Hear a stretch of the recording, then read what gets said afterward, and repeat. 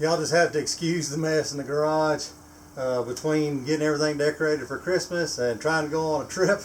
It's been a pretty, I guess you could say, a messy month, and I have not put everything up. And then when I wanted to do this, getting ready for this trip, I was hoping to be able to do it outside, but it has rained and rained and rained, which y'all know is pretty typical about the trips that I go on. The reason I was wanting to show y'all this video is to show you the importance of kind of a dry test before you go on a multi-day trip with your kayak.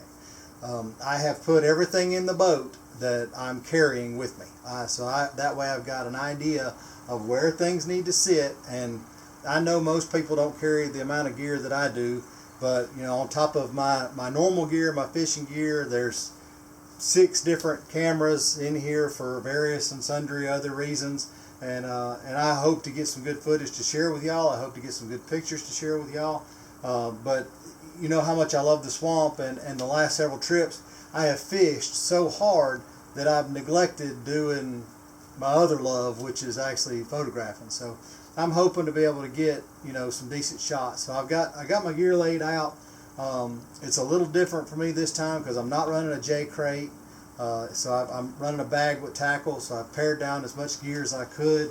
And I'll show you, I've got the Orion behind me because we wanted to eat good this trip. We're going to be paddling hard. Day 1, we've got 9 miles going out into the swamp, and it's into the current. So it's going to be about a 6-hour paddle from best we could recollect. And it's a little bit of a poke, a lot of twisty windy. So I wanted to make sure that I balanced out well and that I've got room to move, and that's the important thing. Now this is the dry test. The next test will be as soon as I splash it, seeing if I need to change anything for weight. But this gives me a really good idea about where things are going to sit, how much room I've got, how I'm going to be laying rods. You got to think, what do I need to get to? On the water, I want to get to tackle. That's my main thing. I want to be able to get to the cameras. I want to, and then you got to back up. All right, so just say, what's your emergency? All right, you paddle 2 miles out and you get a gut ache, and you're there prairie dogging, just to be not as crude as I can be on this thing. But think about that. All right, where is your toilet paper? Where can you get to it? You do not want to be digging through piles of stuff to hunt that sort of thing. So you better know where things are at, and stuff that's higher up in the list, that you can get to them quickly if you need to. You know, I don't need to worry about having a light because where we're going to, we should be there well before sunset. Now I've got one emergency light that I can get to if something really, really bad happens. But honestly, if something that bad happens, I'm going to have all the gear out anyway, and trying to be figuring out a way from there, out of there. But I've got it all laid out. Let me just grab this. I'm going to show it to you. And the reason another thing, like you know, my bug repellent, which is here. I've got a first aid kit that's in the back seat on this bag, and that's just in case something really goes bad. We're going to a swamp. You better have plenty of bug dope, and it better be well within reach. So these will actually go beside my seat right here where my tripod's at. The first aid kit is right here. Heaven knows we hope we never need that, but it's here just in case. One interesting thing about this trip is we're going through multiple, well, there's a chance of rain and mostly dry. So you've got to be prepared for that. We're going from 80 degrees to possibly 40s. So we got to be where you can shuck gear and keep it dry, and you got to be where you can add stuff just in case it gets really, really cool. So going through multiple thermal levels, I guess, plus the chance of rain, insects, you know, we're going. It's definitely a multifaceted trip that you better be prepared for. Now, just to show you, see, I've got rain gear is out here, and then this underneath here has my tent. It's got my sleeping mattress. It's got a trail camera. We thought that would kind of be cool to take. So yes, I do take too many things, but we've got that. That's got all my fire starting stuff. Camera with multiple lenses there. This is all my GoPro stuff and personal things that I carry with me that I need to get to. GoPro batteries, all my mounts, everything there. That's the big camera with the 200 to 500 lens, and see, that thing weighs almost 6 pounds for that whole outfit. This is going to be my fishing bag, so I need to be able to get to it. Of course, the wildlife lens, you want to be able to get to it fast. Now, underneath there is all the soft plastics that I use down there in the swamp.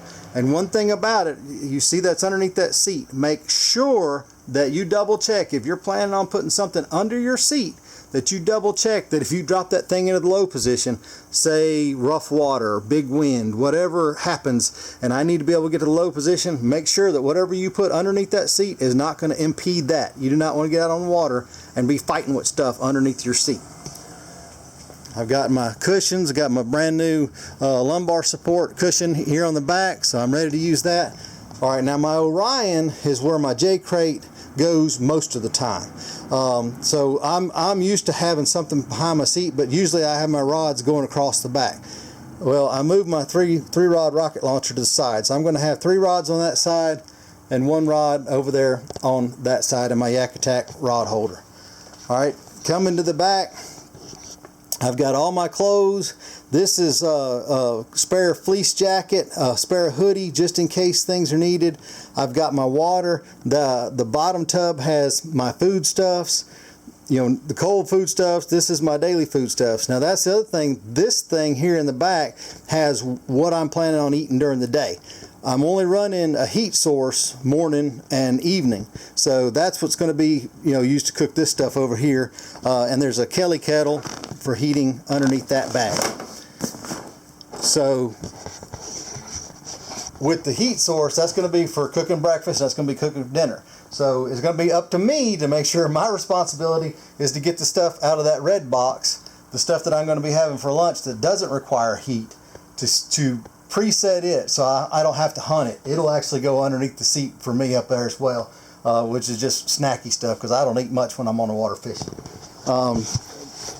The other thing is going to be securing these.